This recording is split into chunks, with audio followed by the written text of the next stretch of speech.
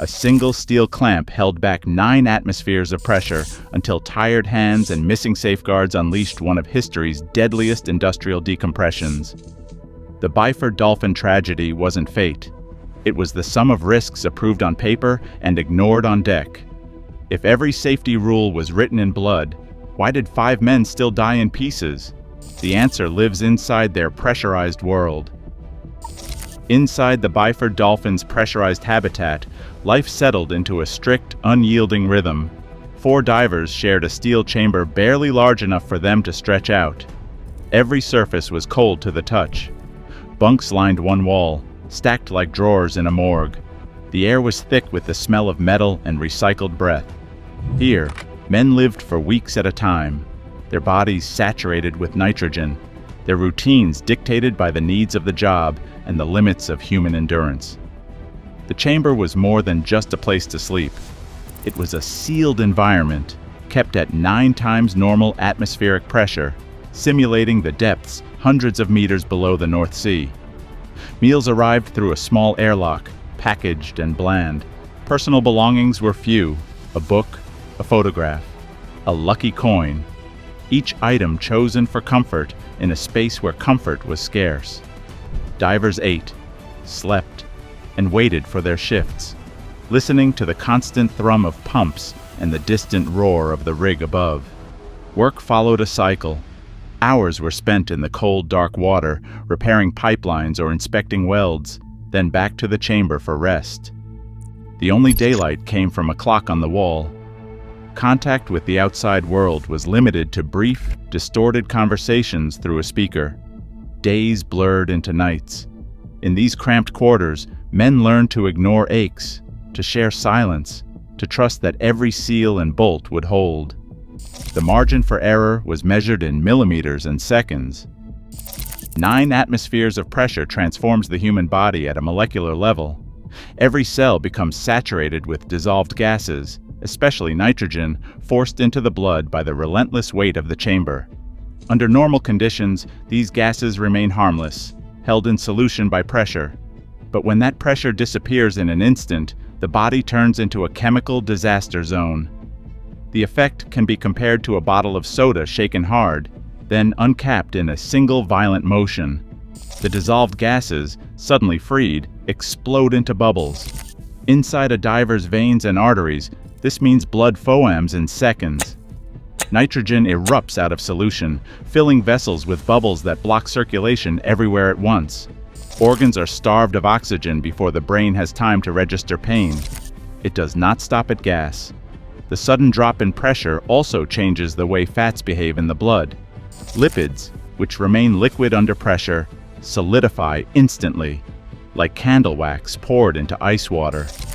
Autopsies found large clumps of fat in the arteries of every victim. These fat emboli, combined with gas bubbles, shut down the heart and brain in less than a second. There is no time for struggle or escape. The body's systems collapse in a wave of chemical violence.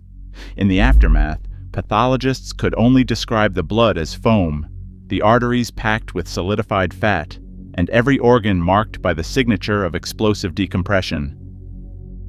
The clamp at the heart of the Byford Dolphin system was a relic of the early 1970s, a heavy steel ring designed to be tightened or loosened by hand.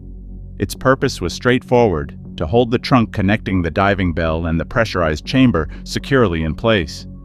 But this clamp had a flaw so basic it reads like an oversight. There was nothing to stop a worker from turning it open while the system was still under full pressure. There was no mechanical lock, no interlocking safeguard. The entire assembly relied on the assumption that every step in the decompression sequence would be followed perfectly, every time, by workers exposed to cold, fatigue, and noise. Newer diving systems had already solved this problem. By the late 1970s, interlocking clamps were available, engineered so the mechanism physically could not be moved unless the pressure inside matched the pressure outside. These designs used pressure-activated pins and geared lockouts. If the system was still at 9 atmospheres, the clamp would not budge. Only after a safe, measured equalization could the connection be broken. On the Byford Dolphin, that safeguard was missing. The manual clamp could be released with a few turns, even if the chamber behind it remained a lethal pocket of compressed gas. It was a single point of failure, a simple device that made a catastrophic sequence possible. The hardware became the silent enabler of disaster. Not through some hidden defect, but by design. The existence of safer interlocked clamps made the choice to keep the old system not just outdated, but indefensible. In 1982, the Norwegian Petroleum Directorate issued a clear order. All diving systems operating in the North Sea must be equipped with fail-safe, interlocking clamps. The intent was unambiguous. No clamp should ever be able to release while the chamber behind it was still under pressure. By then, the dangers were well known. Reports from previous incidents had already reached the desks of regulators and operators alike. Yet, as the deadline approached, Dolphin Drilling submitted a request for exemption. The Byford Dolphin, with its outdated 1974 diving system, would not be upgraded. The exemption was granted, allowing the rig to continue using a manual clamp that could be opened by hand even at 9 atmospheres, an explicit contradiction of the new mandate. This was not a loophole discovered after the fact. The regulatory dispensation was documented, reviewed, and approved within the same offices responsible for North Sea safety.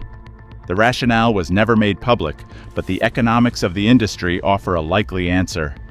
In the 1980s, a single day of lost drilling could cost upwards of $100,000. Retrofitting the clamp would have meant downtime. The exemption allowed operations to continue uninterrupted at the expense of a safety measure regulators had already declared essential. After the accident, the dispensation was revoked immediately. The same authorities who had signed off on the risk now enforced the rule without exception. The paper trail left behind did not name a single individual, but it made clear that this was not the failure of a single worker or a single piece of equipment. It was the product of institutional decisions, made in boardrooms and government offices, where the cost of compliance was weighed against the lives of men working under 9 atmospheres of pressure. On the steel deck of the Byford Dolphin, exhaustion was a constant companion. Dive tenders worked shifts that stretched past 12 hours, exposed to the full force of the North Sea. Wind howled across the rig, rain lashed the metal, and the roar of diesel generators and drilling machinery never stopped. In this storm of noise, even a shout could vanish before reaching the next man. The only connection between the tenders outside and the divers sealed inside was a single speaker mounted on the chamber wall. Instructions and confirmations had to cut through a wall of sound, distorted by static and drowned by machinery. There were no lights to show whether a door was open or shut, no gauges or status panels to confirm what was happening behind the steel. Workers relied on memory, routine, and tired judgment. A simple misunderstanding, a word lost in the noise, a signal missed, could turn routine into disaster. In these conditions, the line between caution and catastrophe was measured in seconds and decibels. No pressure gauge stood between the dive tender and disaster. On the Byford Dolphin, there was no dial or display to show if the trunk was still holding back 9 atmospheres. The men outside worked blind, trusting routine and fragments of sound through steel. A simple gauge, standard on safer systems, would have revealed the danger.